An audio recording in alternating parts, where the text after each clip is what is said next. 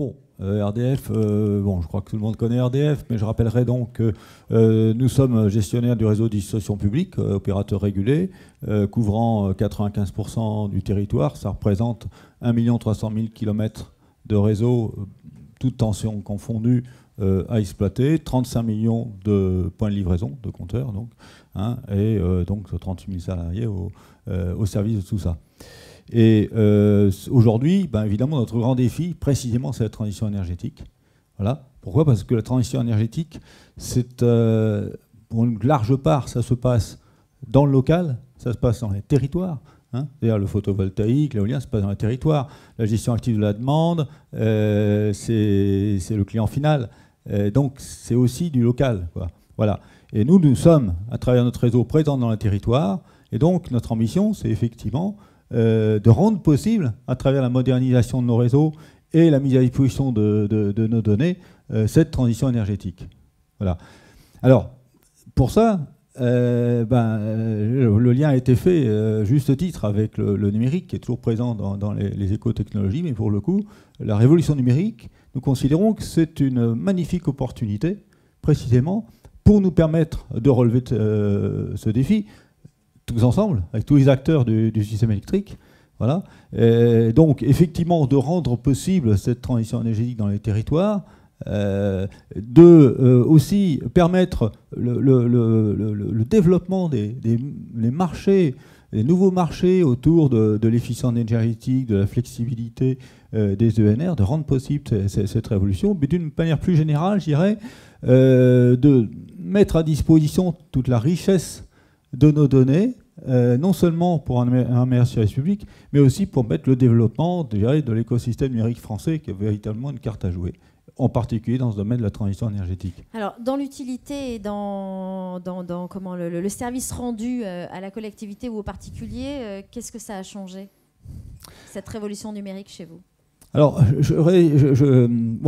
d'abord, je résiste pas à céder à l'invitation de Christian Tordeau de revenir sur NISGRID, parce que je pense que c'est voilà, c'est la bonne métaphore de ce que le numérique peut apporter à la transition énergétique, mais aussi à l'usager. Qu'est-ce que c'est NISGRID ? NISGRID, l'idée, c'était, je dirais, d'abord de mettre en scène dans un écoquartier une concentration énorme de clients producteurs, autoproducteurs photovoltaïques, et également de clients participant à la gestion active de la demande, donc travaillant avec des opérateurs d'effacement, etc. Donc sur le même secteur, à Carrosse, on a finalement, avec les fournisseurs, les opérateurs concernés, recruté 100 clients qui sont producteurs photovoltaïques, 500 qui sont voilà, acteurs d'effacement.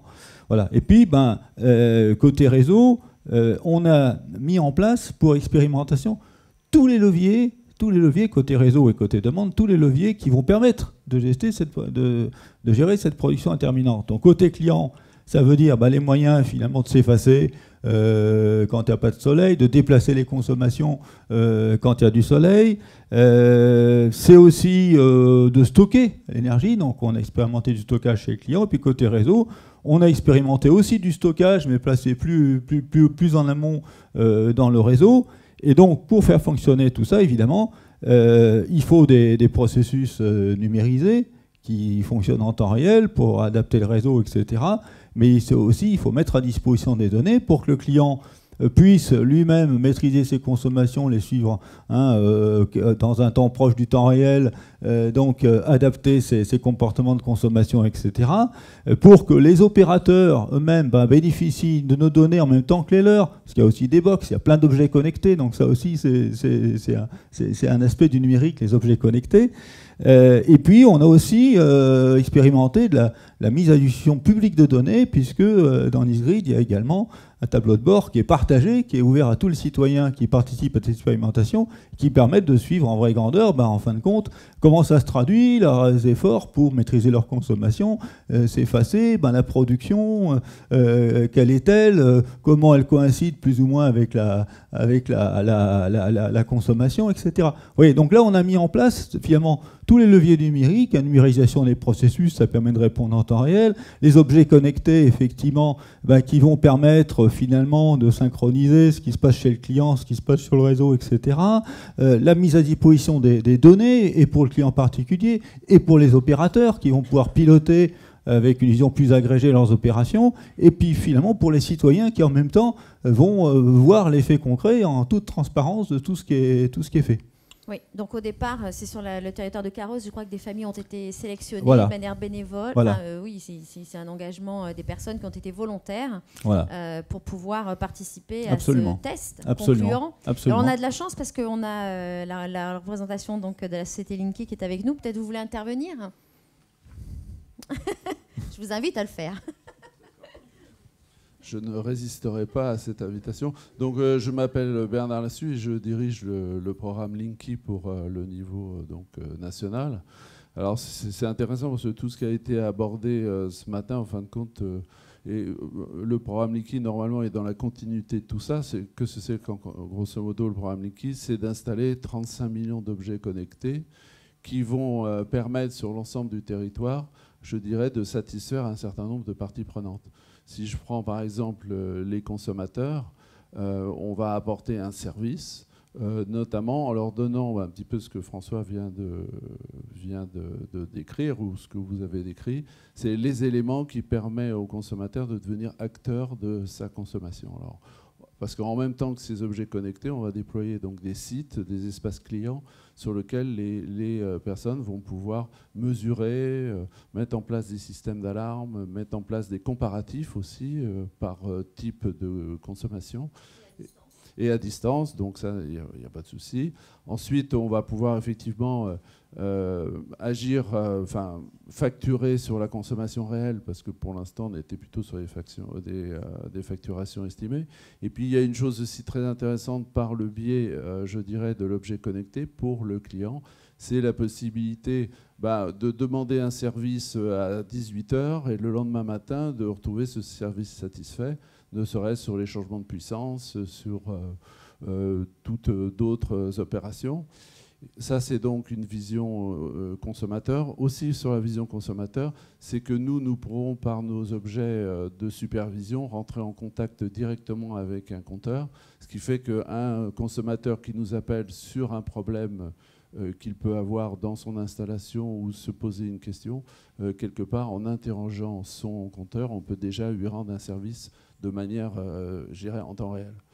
Ça, c'était pour le côté consommateur. Vis-à-vis des territoires, je crois que François aussi l'a bien décrit. Linky, qui peut apparaître comme un monstre national, en fin de compte, c'est des outils du local, parce qu'ils vont pouvoir être mis à disposition des territoires. Je ne sais pas si un territoire veut réfléchir sur une politique, je dirais, énergétique propre, avec des moyens de production décentralisés, des moyens intermittents et autres. On peut créer une boucle de données qui va lui permettre donc de mieux maîtriser, je dirais, sa politique énergétique. Donc sur les territoires, là, il y a des choses qui sont très intéressantes. Aussi, en mettant en place 35 millions de capteurs sur le réseau basse tension, on peut aussi favoriser les investissements aussi, parce qu'on a une meilleure connaissance de notre réseau. Pour l'instant, on en a une, qu'est-ce qu'elle est. Là, on en a une vraiment très bonne. Et à partir de là, on peut mieux optimiser les investissements. Et là, je pense que nos amis concédants peuvent s'y retrouver sans problème. Et puis, si vous prenez aussi les acteurs du marché, en ayant 35 millions d'objets connectés, en mettant en place des big data quand même relativement importantes, on peut donner accès à des informations qui vont permettre aux acteurs du marché de spécifier l'offre par rapport à la consommation. Et là aussi, on doit s'y retrouver au titre de la transition énergétique, au titre de mieux cibler l'offre par rapport à la consommation. Donc ça, c'est un point qui est intéressant. Alors pourquoi je suis là, en fin de compte, ça serait intéressant de se poser la question aussi. C'est qu'à Nice, nous avons fait les pré-séries donc de cet objet. Hein. Donc nous avons installé à peu près 10 000 compteurs. Nous avons nos résultats notamment en taux de collecte, en taux de tout ce qui est lié donc à la connexion aux objets connectés. Les résultats sont plutôt très bons. Donc ça nous incite effectivement à démarrer le projet au 1er décembre 2015 pour finir le déploiement. Alors c'est vrai que c'est long. Ça se terminera au 31 décembre 2021, parce que c'est quand même très très long. Alors Linky, c'est aussi 5 milliards d'investissements, c'est 10 000 emplois créés en France sur la pose et puis sur le matériel. C'est 5-6 usines construites en France pour réapporter, je dirais, une industrialisation qui nous avait un peu échappé ces dernières années. C'est aussi beaucoup de choses, quoi, des big data, enfin des bon, voilà. Merci de m'avoir donné la parole. Nous, on est ravis de votre présence sur le territoire parce que de toute façon, ça nous a valu un prix aussi, une reconnaissance, donc, dont on est très fiers, Nice Grid. Donc, on vous encourage à rester chez nous et à nous utiliser comme un laboratoire. Vous avez en tout cas tout le soutien du président de la métropole et ça, vous le savez bien. Le RDF est un partenaire de qualité qui nous est riche. Voilà. Merci beaucoup. Des questions peut-être dans la salle sur ce déploiement massif de Linky, 3 millions en 2016 et 35 millions en 2021. André, ça y est, là, sa question. Ah, André. Merci pour l'excellence de RDF. Est-ce que vous avez une démarche aussi de business international, c'est-à-dire de proposer dans d'autres pays d'avoir ce type de dynamique et ainsi de faire du business dans le monde? Alors effectivement, c'est comme l'a dit Bernard, nous on est opérateur sur le territoire français, donc effectivement on est mal placé pour prescrire une structure particulière pour intervenir au Moyen-Orient. Bon. Alors évidemment, il y a le groupe auquel nous appartenons, évidemment acteurs en particulier dans ces territoires-là. Bon, moi ce que je veux dire aussi, c'est que les démonstrateurs sont autant de creusets en France qui permettent de développer des savoir-faire, mais aussi de disposer de solides références pour les faire valoir sur les marchés étrangers. Bon, en ce qui concerne Nice Grid, tous nos partenaires nous le disent, c'est une magnifique carte de visite, mais je pense qu'il faut que vous en preniez la mesure.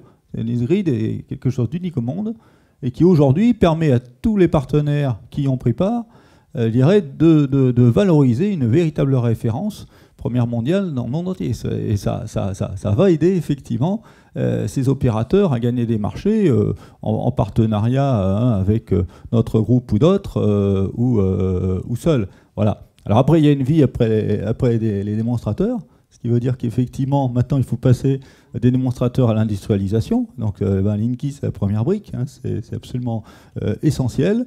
Mais nous, plus généralement, je dirais que nous engageons un programme de transformation numérique de l'entreprise, de RDF, dans tous ces métiers, pour qu'effectivement, pour rendre toute la mesure de ce levier numérique, de manière à rendre un meilleur service public, à être donc partenaire de la transition énergétique dans les territoires, c'est-à-dire prétendre dans les éco-quartiers, dans les territoires à énergie positive, et rendre dans ces territoires possible la transition énergétique, rendre possible le développement des marchés, l'accès à la valorisation de la production, etc.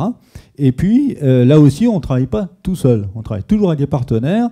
Notamment, on est quasiment au terme d'un concours national lancé sur le thème des réseaux électriques intelligents, au terme duquel ça s'est organisé région par région sur différentes thématiques. Et maintenant, on a 25 finalistes qui sont 25 startups.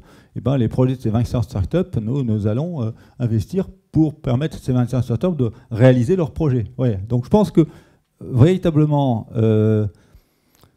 l'industrie française autour du numérique, la transition énergétique ont une véritable opportunité historique à jouer, une carte à jouer dans le monde entier. Bon, nous, modestement, à travers effectivement les partenariats qu'on peut nouer, hier aujourd'hui autour des démonstrateurs, demain autour de l'industrialisation de tout ça, effectivement, on peut aider cet écosystème à pousser et à devenir un champion mondial. Mais tout ça au service de la transition énergétique dans les territoires, c'est évidemment quand même l'essentiel. Et en plus de ça, ce que vous mentionnez, ce qui est quand même intéressant, c'est que le grand groupe que vous représentez continue de se développer, mais tout en entraînant avec elle des startups qui demain sont peut-être vos partenaires. C'est ça aussi qui sociétalement est positif. Très concrètement, voilà, le numérique, on ne va pas le jouer tout seul. Hein. Le numérique, c'est aussi l'attitude d'être ouvert sur l'environnement pour pouvoir justement bénéficier des meilleures technologies. Et pour bénéficier des meilleures technologies, effectivement, il faut organiser des terrains de jeu, des hackathons, pour associer des startups à nos développements, leur lancer le défi de développer des outils de mobilité pour nos personnels, des fonctionnalités pour l'exploitation de nos réseaux, etc. Et puis évidemment, on fera affaire avec les meilleurs. Et eux-mêmes créeront des références qui pourront valoriser sur d'autres territoires. Est-ce que vous avez organisé déjà à Nice, chez nous, des événements de ce type avec les startups, hackathons, avec les jeunes pousses? Est-ce qu'il y a des choses qui se font dans ce sens? Comme je vous le disais, ce concours réseau électrique intelligent, d'abord, il a été organisé dans chaque région. Donc voilà, au niveau de la région PACA, ce concours, il a fait appel sur une thématique à toutes les startups qui étaient en position de présenter une idée, un concept, un produit. Donc oui, bien entendu. Super.